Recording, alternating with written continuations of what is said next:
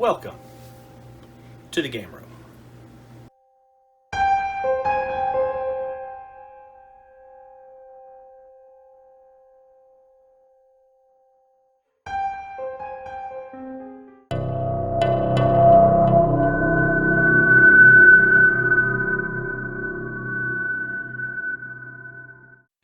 Hey, welcome back to the channel. Let's build trees.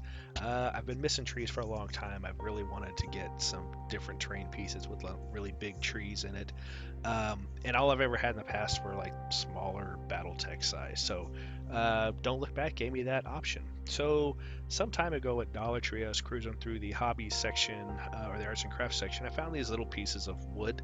I picked them up. They were like $1 a pack, for 5 or 6. The expensive part was the trees. I'm not making my own trees. I bought them off Amazon. 4 to 6 inch and 6 to 10 inch were the two size ranges I went with. I wasn't sure which ones would work better. Found out they all worked really well.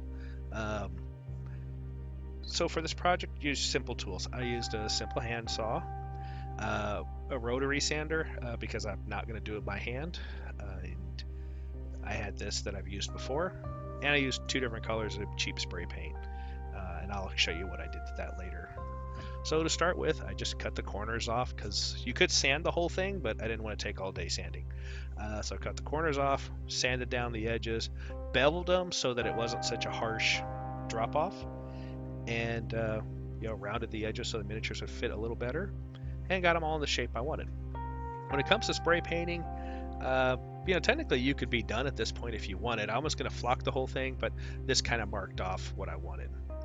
The flock I used is just a grass mixture with some leaves and a little bit of rock ballast that's all just mixed together. I used it on a tabletop before, and it came out really well. So I figured, why not? We'll just use it for this. It's just a big bag of mixture that I had created.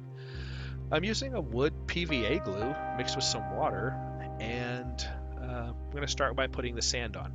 Now, I painted all the boards, but it was really just to mark off what I might want and how they could possibly look, knowing that I'm going to cover the whole thing in flock. So you could skip that part, but the reason that I like it is if the sand comes off or the flocking wears off or something, you don't have the bright wood color sticking through. It's still green underneath or brown underneath, so it'll last a little longer. Anyway, wherever you want it, I just spread the PVA glue around. If you've done any hobbying before, you know how to do this. It's no big deal. But if not, just put the PVA glue on where you want it to go, and this is ordinary sand I picked up at a bag of sand or playground or something. I've had it forever. I don't have a clue where I got it from.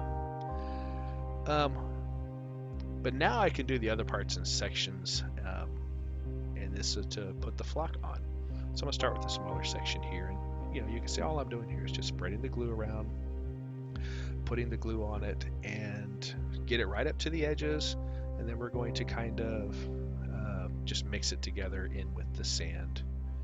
Just kind of stipple it in there, just so that it kind of mixes in with the sand. You don't want any of the board showing through. All right, once we have the glue on, now here, I'm doing this in 2 different ways. I'm going to show you. I didn't like this way, where I put the PVA glue on, and then I put the tree base down, and then I'm going to put a little glue around it. And the problem is that glue doesn't dry very fast, and it moves. So when we do the next 2 on the same board, we're going to super glue them puppies down. And I'll show you that in just a second. But here we go. Going to pull out the bag, and we're just going to shove this in there. Now you could, like we did with the sand, you could take your hand and drop it on there gently, or just shove this thing into the bag, which is what I went for, since we're all about speed and getting things done. And voila, check this out. Knock off the excess, and there it is. We have the ground around our tree. Pretty cool. Okay, so to put the other 2 trees on, I just went ahead and super glued these down. I just used Gorilla super glue. Any super glue should work. Put it on there. little bit on the base. Now, I didn't load these down with bases because the fact that you have a template with trees on it says this is a wooded area. This is area terrain. For Don't Look Back, if you come within 2 inches of this entire template, you have to take a test, so a jump scare test. So I don't need to fill the whole thing up with trees. Plus, if you fill it up with trees, you can't move your models through it easily. So 2 or 3 trees, and you have lots of space. You know it's a template with trees, and you can move your models through it pretty freely. Here, I put a little too much super glue, so I wanted to wipe it off because you don't want to get the super glue on your brush. So that will kill the brush, glue all your bristles together. Not fun to deal with. I've done it before. I've ruined many a brush. Not a good thing. So anyway, if you have a little super glue come out from under it, wipe it off.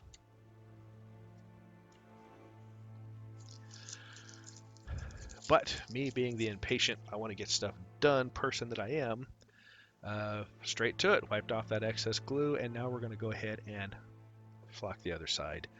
And again, spread that glue around.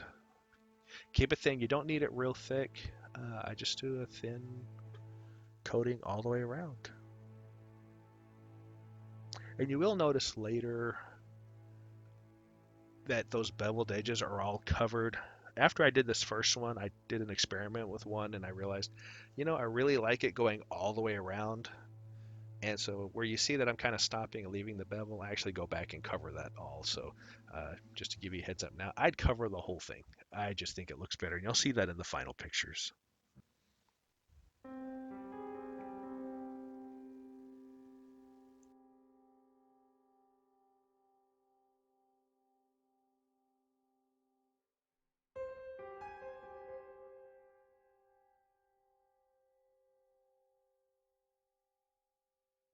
All right, and same thing we did before.